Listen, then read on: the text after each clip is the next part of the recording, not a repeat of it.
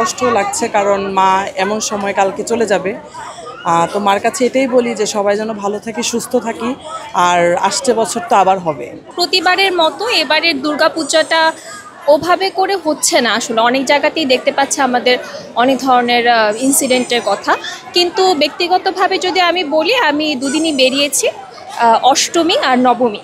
আজকে নবমী, তো আমার কাছে ভালো লাগছে। আমি নিজের মতো করে উপভোগ করছি এবং মা দুর্গা সবার দুর্গতি নাশ করে দিয়ে যাক প্রতিবারের মতো এবারও আমাদের এই কামনাই। ছোটোবেলারটাও ভালো ছিল আর এখনেরটাও অন্যরকম ভালো লাগার, আর ছোটোবেলারটাও অন্যরকম ভালো লাগার, দুটার সাথে আসলে কম্প্যারিজন হয় না। যে আমি আমার ইউনিভার্সিটির ফ্রেন্ডদের সাথে, বলতে গেলে সিনিয়র ভাইদের সাথে ঘুরতে পারছি, এটাই আমার জন্য অনেক বেশি মেমোরেবল একটা মুহূর্ত।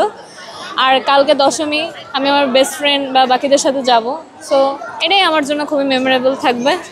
তবে এবারকার পূজা হয়তো একটু ভিন্ন, কারণ যেহেতু গত বছর দেশের একটা পট পরিবর্তন হয়ে গেছে গণঅভ্যুত্থানের পরে, আর সেহেতু সবসময় একটা ভয় থাকে যে আমরা মানে পরিপূর্ণভাবে পূজা উদযাপন করতে পারবো কিনা।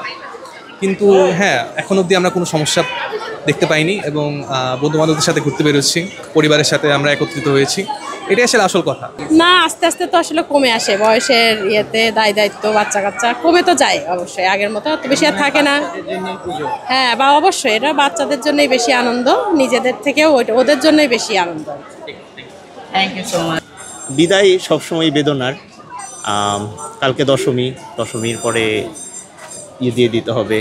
বিদায়ের পরে এটা অবশ্যই ভালো কিছু একটা আসবে, সেই জন্যই পরবর্তী ইয়েতে আবার পূজা হবে। যদি বিদায় না হয় তাহলে তো আমরা সেটা পাবো না। ঢাকার সবখানে অনেক ভালো ভালো পূজা হয়েছে, আর নিরাপত্তা বাহিনী অনেক ভালো কাজ করছে। এটা অনেক ভালো একটা জিনিস আমাদের জন্য।